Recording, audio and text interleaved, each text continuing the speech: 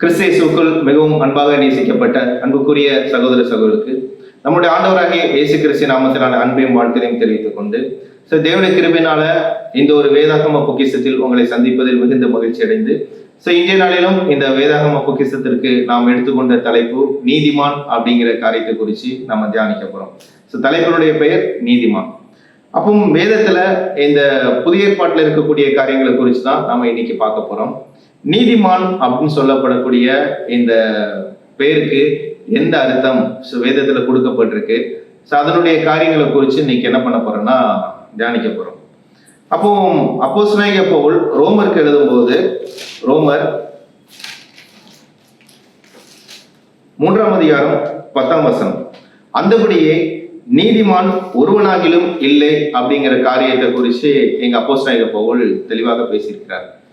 அப்போ இங்க நீதிமான் ஒருவனாகியும் இல்லை என்று சொல்லப்பட்ட காரியங்களை குறித்து பார்க்கும்போது அப்போ யாருமே நீதிமான் இல்லை அப்படிங்கிற விஷயத்த நம்ம புரிஞ்சுக்கிறோம். ஆனால் வேதத்துல நம்ம புதிய ஏற்பாட்டை குறித்து நம்ம வாசிக்கும் போது சிலருக்கு நீதிமான் அப்படின்னு சொல்லி என்ன சொல்லப்பட்டிருக்கு அப்படிங்கிறத நம்ம கவனிக்கிறோம். அதை நம்ம வாசிக்கலாம். மத்தேயு 1ஆம் அதிகாரம் 19ஆம் வசனம், அவள் புருஷனாகிய யோசேப்பு நீதிமானாய் இருந்து அவளை அவமானப்படுத்த மனதில்லாமல் ரகசியமாய் அவளை தள்ளிவிட யோசனையா இருந்தான். இது யாரு அப்படிங்கிற விஷயம் நம்மளுக்கு தெரியும். நம்மளுடைய ஆண்டவராய் இயேசு கிறிஸ்துனுடைய இந்த பூமியில் இருக்கக்கூடிய தகப்பனுடைய ஸ்தானத்தில் இருந்த யோசேப்பு. அவருக்கு என்ன சொல்லப்பட்டிருந்தது அப்படின்னு சொல்லி பார்க்கும்போது நீதிமான் அப்படிங்கிற காரியம் சொல்லப்பட்டிருந்தது. இப்ப நம்ம எதை குறித்து கவனிக்கிறோம் என்று சொல்லி பார்க்கும்போது அப்போஸ்தலனாகிய பவுல் சொல்லப்பட்ட நீதிமான் ஒருவனாகிலும் இல்லை என்று சொல்லப்பட்டதுக்கும் இங்க வேதத்தில் சிலருக்கு நீதிமான் என்று சொல்லப்பட்டதுக்குமான காரணம் என்ன அப்படிங்கிறது குறித்து நம்ம என்ன பண்ண போறோம்னா கவனிக்க போறோம். அப்போ யோசேப்புக்கு மட்டும் இல்ல, நமக்கு தெரிந்த அநேகர்கள் என்ன பண்ணப்பட்டிருக்குன்னா நீதிமான் அப்படிங்கிற பேர் என்ன பண்ணப்பட்டிருக்குன்னா கொடுக்கப்பட்டிருக்கு. நம்ம இன்னும் வாசிக்கும் போது நம்மளுடைய ஆண்டவராகிய இயேசு கிறிஸ்துவ குறித்து கூட நம்ம இந்த மத்தேயு 27ஆம் அதிகாரம் 19ஆம் வசனம் வாசிக்கலாம். மத்தேயு 27ஆம் அதிகாரம் 19ஆம் வசனம், அவன் நியாயாசனத்தில் உட்கார்ந்திருக்கையில் அவனுடைய மனைவி அவனிடத்தில் அனுப்பி, நீ அந்த நீதிமானை ஒன்றும் செய்ய வேண்டாம் அப்படி என்று என்ன பண்ணப்பட்டிருக்கு, நம்முடைய ஆண்டவராகிய இயேசு கிறிஸ்துவ குறித்து என்ன பண்ணப்பட்டிருக்குன்னா சொல்லப்பட்டிருக்கு. நம்மளுடைய ஆண்டவராகிய இயேசு கிறிஸ்து நீதிமானான்னு கேட்டா நமக்கு அனைவருக்கும் தெரிந்த ஒரு காரியம் தான், அவர் நீதிமான் தான் அப்படிங்கிற விஷயங்கள் நமக்கு தெரியும். ஏனால் அவர் பரிசுத்தம் உள்ளவர், குற்றமற்றவர், பாவிகளுக்கு விலகினவர் அப்படிங்கிற காரியம் நமக்கு தெளிவாக தெரிவிக்கப்பட்டிருக்கு. அப்போ நம்மளுடைய ஆண்டவராகிய இயேசு கிறிஸ்துக்கு இந்த நீதிமான் என்ற காரியம் கொடுக்கப்பட்டிருக்கிறது. இங்க யோசேப்பு கொடுக்கப்பட்டிருக்கு. இன்னும் யாருக்கெல்லாம் இந்த நீதிமான் சொல்லக்கூடிய காரியங்கள் கொடுக்கப்பட்டிருக்கு என்று நம்ம வாசிப்போம். முதலாக நம்மளுடைய அப்போஸ்தலனாகிய பவுல், அப்போஸ்தலனாகிய பேதுரு புறஜாதிகளுக்கு சுவிசேஷத்தை சொல்றதுக்காக ஏற்படுத்தப்பட்ட ஒரு மனுஷன் யாரு அப்படின்னு நம்ம சொல்லி பார்க்கும்போது கொர்நேலியு அப்படிங்கிற காரியம் குறித்து நம்ம பார்க்கணும். அப்போ இந்த கொர்நேலியு குறித்து அவருடைய வேலைக்காரராகிய அந்த எப்படி பயன்படுத்துகிறார் அந்த வார்த்தை அப்படிங்கிறத நம்ம கவனிக்கலாம். அப்போஸ்தலர் 10ஆம் அதிகாரம் 21ஆம் வசனம், அப்பொழுது பேதுரு கொர்நேலியுவினால் தன்னிடத்தில் அனுப்பப்பட்ட மனுஷரிடத்தில் இறங்கி போய், இதோ நீங்கள் தேடுகிறவன் நான் தான், நீங்கள் வந்திருக்கிற காரியம் என்ன என்றான்.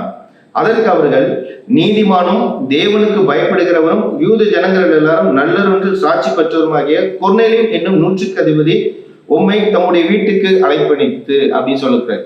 அப்போ இங்க கொர்நேலியுவை குறித்து சொல்லும் போது கூட நீதிமான் அப்படின்ற காரியம் என்ன பண்ணப்பட்டிருக்குன்னா சொல்லப்பட்டிருக்கு அப்படிங்கிற விஷயங்களை நம்ம கவனிக்கிறோம்.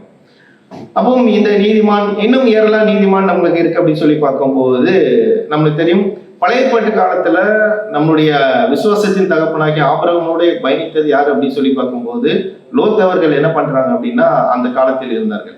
ஆனால் ஆபிரகாமுடைய வழியில் வராமல் தனியாக பிரிந்து சோதோம் குமோராவுக்கு எதிராக என்ன பண்ணியிருந்தாருன்னா கூடாரம் போட்டு வாசம் செய்ததுதான் யார் என்றால் லோத் அப்படிங்கிற விஷயங்கள் தெரியும். ஆனாலும் அவரை குறித்து நம்முடைய அப்போஸ்தலனாகிய பேதுரு எழுதும் போது எப்படி எழுதுகிறார் என்று நமக்கு அருமையாக தெரியப்பட்டதாம். 2 பேதுரு 2ஆம் அதிகாரம் 8ஆம் வசனத்தில் நீதிமானாகிய லோத் அப்படின்னு என்று என்ன பண்ணப்பட்டிருக்கு என்றால் சொல்லப்பட்டிருக்கு. அப்போ இந்த நீதிமானாகிய லோத் அப்படின்னு சொல்லும் போது அவர் எப்படி நீதிமான ஆனார், முதல்ல எதற்காக அவருக்கு நீதிமான் என்று சொல்லப்பட்டிருக்கு அப்படிங்கிற காரியங்களை குறிச்சும் நம்மளுக்கு தெரிய வேண்டியிருக்கு. அப்போ இந்த ஒரு நீதிமான்ங்கிற இந்த தலைப்பின்களாக நம்ம பார்த்துக்கிட்டு இருக்க ஒரு விஷயம் என்ன என்று சொல்ல பார்க்கும்போது நம்மளுடைய அப்போஸ்தலனாகிய பவுல் ரோமருக்கு எழுதும் போது நீதிமான் ஒருவனாகியும் இல்லை அப்படின்னு என்று என்ன பண்ணப்பட்டிருக்குன்னா சொல்லப்பட்டிருக்கிறது. ஆனால் நம்ம வேதத்தில் வாசிக்கிறோம் நம்மளுடைய யோசேப்பு, கொர்நேலியு, லோத் மற்றும் இவர்கள் என்ன பண்ணியிருக்காங்கன்னா அவர்களுக்கு நீதிமான் என்று என்ன பண்ணப்பட்டிருக்குன்னா வேதம் பேரிடத்தை என்ன பண்ணப்பட்டிருக்குன்னா சொல்லப்பட்டிருக்கு. அப்போ இதை எப்படி புரிந்து கொள்வது அப்படிங்கிற கோணத்தில் நம்ம என்ன பண்ண வேண்டியிருக்குன்னா பார்க்க வேண்டியது அவசியமாக இருக்கிறது. அப்போ இந்த இடத்தில் நம்ம என்ன ஒரு விஷயத்தை முக்கியமாக கவனிக்க வேண்டும் என்றால், எதற்காக இவர்களுக்கு நீதிமான் என்று என்ன பண்ணப்பட்டிருக்குன்னா செயல்படுத்தப்பட்டிருக்கு அப்படின்னு சொல்லப்பட்டிருக்கிறது அப்படிங்கிற விஷயத்தை நம்ம பார்க்க வேண்டும். அப்போ நம்மளுக்கு தெளிவாக தெரிந்தது யாருன்னா, நம்மளுடைய கற்றுக்கொண்ட இந்த வேத அறிவின் மூலமாக இவர்கள் முழுமையாக நீதிமான்கள் கேட்டால் நம்மளுக்கு நீதிமான்கள் இல்லை அப்படிங்கிறது தெரியும்.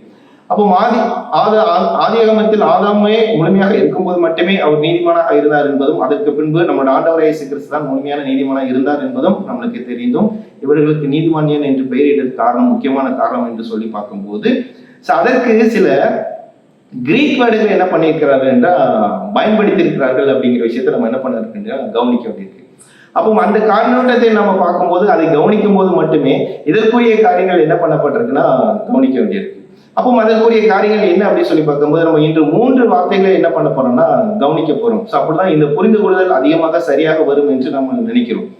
அப்படி பார்க்கும்போது 3 வேடை என்ன பண்ணனா நீதிமான் அப்படிங்கிற வார்த்தையை குறிச்சும், நீதியை குறிச்சும், நீதிமனாக்கப்படுதல் அப்படிங்கிற காரியத்தை குறிச்சும் என்ன பண்ண போறோம்னா கவனிக்க போறோம். அப்ப இந்த 3 வேடுகளுக்கும் கிரீக் வார்த்தை என்ன பண்ணப்பட்டிருக்குன்னா சொல்லப்பட்டிருக்கிறது, நாம் கவனிக்கலாம். முதல் கிரீக் வார்த்தை என்ன என்று சொல்லி பார்க்கும்போது G1342 அப்படிங்கிற வார்த்தை ரைச்சஸ் அப்படிங்கிற வேர்டு என்ன பண்ணப்பட்டிருக்குன்னா கொடுக்கப்பட்டிருக்கு. அதுக்கு கிரீக் வேர்டு டிக்கியோஸ் அப்படிங்கிற வேர்டு என்ன பண்ணப்பட்டிருக்காங்கன்னா கொடுக்கப்பட்டிருக்காங்க. இதனுடைய பொருள் என்ன சொல்லி பார்க்கும்போது ஒரு நீதியுள்ள நபர் அப்படிங்கிற பொருளை என்ன பண்ணப்படுதுன்னா குறிக்கிறதாக என்ன பண்ணுதுன்னா இருக்குது. அடுத்தது வந்து பாத்தீங்கன்னா G1343. இதற்கு என்ன வார்த்தை கொடுக்கப்பட்டிருக்கு என்று சொல்லி பார்க்கும்போது நீதி அப்படிங்கிற வார்த்தைக்கு என்ன பண்ணப்பட்டிருக்குன்னா கொடுக்கப்பட்டிருக்கு. ரைச்சஸ்னஸ் அப்படின்னு சொல்லி நம்ம என்ன பண்ணிருக்கோம்னா ஆங்கிலத்தில் நம்ம என்ன பண்றோம்னா சொல்றோம். அதுக்கு வந்து நீதியான நிலை அல்லது ஒரு குணம் அப்படிங்கிற ஒரு காரியத்தை குறிக்கக்கூடியதா என்ன பண்ணுதுன்னா இருக்கு. இது எல்லாமே நீங்க இப்ப என்ன பண்ணிட்டு இருக்குன்னா ஸ்லைட்ல என்ன பண்ணிட்டு இருக்குன்னா பாத்துட்டு இருக்கீங்க. அதனால உங்களுக்கு கண்டிப்பாக இதை பார்க்கும்போது இது புரியும். அடுத்தது வந்து என்னன்னா G1344 டைக்யூ அப்படிங்கிற வேர்டு என்ன பண்ணியிருக்காங்கன்னா யூஸ் பண்ணியிருக்காங்க. அதுக்கு என்ன பண்றேன்னா ஜஸ்டிஃபை அப்படிங்கிற வேர்டு என்ன பண்ணியிருக்காங்க யூஸ் பண்ணியிருக்காங்க. அதுக்கு தமிழ்ல நீதிமனாக்குதல் அப்படின்னு சொல்லி யூஸ் பண்ணியிருக்காங்க. இதற்கு அர்த்தம், சரியான அர்த்தம் என்ன என்று நம்ம சொல்லி பார்க்கும்போது ஒருவரை நீதிமனாக்குவது, நீதிமனாக அறிவித்தல் அல்லது கணக்கிடுதல் அப்படிங்கிற பொருட்களை குறிக்கக்கூடியதாக இருக்கிறது என்று நாம் பார்க்கிறோம். அப்ப இந்த 3 வேடுகளை நம்ம வார்த்தைகள் தான் நம்ம வேதாகமத்தில் புதிய ஏற்பாடுகள் அருமையாக பயன்படுத்தி நம்ம சரியான அர்த்தத்தில் பயன்படுத்தும் போது கண்டிப்பாக எளிமையாக என்ன பண்ணணும்னா புரியும் என்று நம்ம பார்க்கிறோம். அப்போ இந்த காரியங்களை குறித்து பார்க்கும்போது இங்க நீதிமான முதல்ல யார் என்னன்னு சொல்லி பார்க்கும்போது அப்ப நம்மளுக்கு தெரியும் யோசேப்பு அவர்களும் சரி, கொர்நேலியு அவர்களும் சரி, லோத் அவர்களும் சரி, அவர்கள் முழுமையாக நீதிமான்கள் அல்ல. ஆனால் அவர்களுக்கு என்ன பண்ணியிருக்கிறாங்க அப்படின்னு சொல்லி பார்க்கும்போது சில நற்செயல்களை என்ன பண்ணியிருக்காங்கன்னா செஞ்சிருக்கிறாங்க.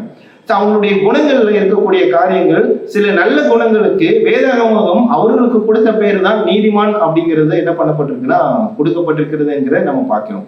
அப்போ இந்த நீதிமான் ஃபர்ஸ்ட் சொல்லப்பட்ட இந்த கிரீக் வேர்டு 1342 அப்படிங்கிற வேர்டு எதற்கு கொடுக்குன்னா நீதிமான் அப்படிங்கிற வேர்டு என்ன பண்ணப்பட்டிருக்குன்னா கொடுக்கப்பட்டிருக்கு. இந்த இடத்துல நீங்க இந்த வேர்டை வச்சு நீங்க எடுத்து பார்க்கும்போது எந்த இடத்துலாம் நீதிமான் வரும்போதோ அது முழுமையான நீதிமானை குறிக்கிறதா இல்லாமல் சில இடத்தில் மட்டும்தான் குறிக்கிறதற்கு, மற்ற இடத்தில் ஃபுல்லாகவே என்ன பண்ணப்பட்டிருக்கு அப்படின்னு சொல்லி பார்க்கும்போது ஒரு சரியான ஒரு நீதியுள்ள ஒரு நபர், இவர்கிட்ட என்ன இருக்குன்னா ஒரு நீதியுள்ள நபர் இருக்கு, நீதியுள்ள ஒரு காரியங்கள் இருக்கிறது அப்படிங்கிறதுக்காக தான் இவர்களுக்கு நீதிமான் என்று என்ன பண்ணப்பட்டிருக்குன்னா கொடுக்கப்பட்டிருக்கு. அடுத்தது பாத்தீங்க அப்படின்னா 2வது வேர்டு என்னன்னா G1343 நீதி அப்படிங்கிற ரைட்ஜஸ்னஸ் அப்படிங்கிற வேர்டு என்ன பண்ணிருக்குன்னா கொடுக்கப்பட்டிருக்கும். இதுக்கும் நம்ம வசனங்களை என்ன பண்ண போறோம்னா நம்ம பின்னாடி என்ன பண்ண போறோம்னா வாசிக்க போறோம். அதுக்கு என்ன வசனம் அப்படின்னு சொல்லி பார்க்கும்போது அதுக்கு நிலைமை என்னன்னா ஒரு நீதியான நிலை அல்லது ஒரு குணம் அப்படிங்கிற விஷயத்த என்ன பண்ணணும்னா சொல்லணும். இது எக்ஸாக்டா யார்கிட்ட இருக்கு அப்படின்னு சொல்லி பார்க்கும்போது தேவன்கிட்ட இருந்து வரக்கூடிய வெளிப்படக்கூடிய இது நீதியை குறிக்கிறதா அதிகமாக என்ன பண்ணப்பட்டிருக்குன்னா பயன்படுத்தப்பட்டிருக்கு. அப்போ தேவனுடைய ஒரு குணம், தேவனுடைய இந்த ஒரு செயல்பாடு, இந்த ஒரு நிலை இங்க வெளியில வரும்போது இந்த வார்த்தையை, இந்த கிரீக் வார்த்தை என்ன பண்ணியிருக்காங்கன்னா உபயோகம் பண்ணியிருக்கிறார்கள் அப்படிங்கிற காரியங்கள் என்ன பண்ணணும்னா நம்ம பார்க்கிறோம். அடுத்தது என்ன அப்படின்னு சொல்லி பார்க்கும்போது இந்த G1344 அப்படிங்கிற வேர்டு நீதிமனாக்குதல், ஜஸ்டிஃபை அப்படிங்கிற வார்த்தையை என்ன பண்ணியிருக்காங்கன்னா பயன்படுத்தியிருக்காங்க. அப்போ இது எப்படி அப்படின்னு சொல்லி பார்க்கும்போது ஒருவர் ஏதோ ஒரு காரியத்துக்காக இல்ல, ஒருவர் ஏதோ ஒரு மூலமாக என்ன பண்றதுன்னா நீதிமானாக அறிவித்தல் அப்படிங்கிற காரியத்தை என்ன பண்ணப்பட்டிருக்குன்னா செயல்படுத்தப்பட்டிருக்கு. அதுக்கு பிறகுதான் ஜஸ்டிஃபை அப்படின்னு நம்ம என்ன பண்ணிக்கிறோம் சொல்றோம். அப்ப ஏதோ ஒரு மூலமாக அவரை கணக்கிடும் போது அந்த நீதிமானாக்கப்படுறார் அப்படிங்கிற காரியங்களுக்காக தான் இந்த ஜஸ்டிஃபை அப்படிங்கிற வேர்டு என்ன பண்ணப்பட்டிருக்குன்னா பயன்படுத்தப்பட்டிருக்கு அப்படிங்கிற விஷயத்த நம்ம கவனிக்கலாம். அப்போ இதற்கு சில வசனங்களை என்ன பண்ணிக்கிறோம்னா நம்ம ரோமர்ல இருந்து அருமையாக என்ன பண்ணிக்கிறோம் நம்ம வாசிக்கலாம் அப்படிங்கிற விஷயத்த நம்ம பார்க்கிறோம். ரோமர் 5ஆம் அதிகாரம் 7ஆம் வசனம்.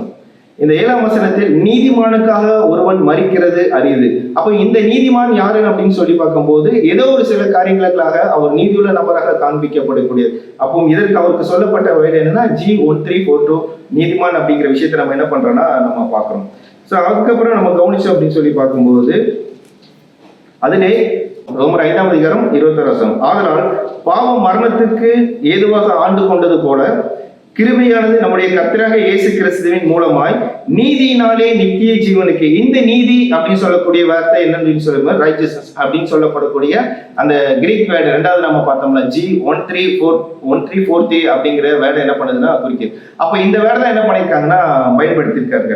அப்போ இன்னும் மூன்றாவது வேலை என்னன்னா ஏதோ ஒரு காரணத்துக்காக ஏதோ ஒரு மூலமாக அவரை நீதிமான்களாக கணக்கிடப்படுதல் என்ன அறிவித்தல் அப்படின்னு சொல்றதுக்கு தான் இந்த G1344 அப்படிங்கிற வேலை என்ன பண்ணிருக்காங்க பயன்படுத்திருக்காங்க. அதுக்கு பேர் ஜஸ்டிஃபை. அது எங்க இருக்கு அப்படின்னு சொல்லி பார்க்கும்போது ரோமர் 5ஆம் அதிகாரம் 1ஆம் வசனம். இவ்விதமாக நாம் விசுவாசத்தினாலே நீதிமான்களாக்கப்பட்டிருக்க. அப்ப ஏதோ மூலமாக விசுவாசம் மூலமாக அந்த மனுஷன் என்ன பண்ணப்பட்டிருக்கானா நீதிமான்களாக்கப்பட்டிருக்கிறான் அப்படிங்கிறதுக்கு பயன்படுத்தும் போது இந்த காரியங்கள் எதுக்கு சொல்லப்பட்டிருக்கு அப்படின்னா இந்த நம்ம மூன்றாவது பார்த்தாக்க G1344 அந்த ஜஸ்டிஃபை டைக்கியோ அப்படிங்கிற வேலை என்ன பண்ணியிருக்காங்கன்னா பயன்படுத்திருக்காங்க அப்படிங்கிற விஷயத்த நம்ம பார்க்கிறோம். ஸோ இதுதான் வேதத்தில் இருக்கக்கூடிய ஒரு தெளிவான ஒரு புரிதல் உள்ளதெல்லாம் என்ன பண்ணுதுன்னா இருக்கும் அப்படிங்கிற விஷயத்த நம்ம பார்க்கிறோம். அப்போ முதல் நிலைமை என்ன அப்படின்னு சொல்லி பார்க்கும்போது இங்க நம்ம பார்க்கக்கூடிய விஷயம் ஏதோ ஒரு மனிதன் தன்னுடைய செயல்கள்ல என்னவா இருக்கிறான்னா ஒரு நீதி உள்ள நபராக என்ன பண்ணப்படுறாருன்னா பார்க்கப்படுகிறார். அது வேதமும் சரி கொர்நேலியு காரியத்துல சொல்லும் போது அது மற்றவர்கள் மத்தியில அவர் நீதியுள்ள நபராக என்ன பண்ணப்படுறாருன்னா பார்க்கப்படுறாரு அப்படின்னு சொல்லி நம்ம பார்க்கிறோம். அப்ப இன்னைக்கு காலத்துல நாம யாரையாவது அந்த நீதிமானாக நாம இன்னைக்கு இருந்து பார்க்கிறோமா?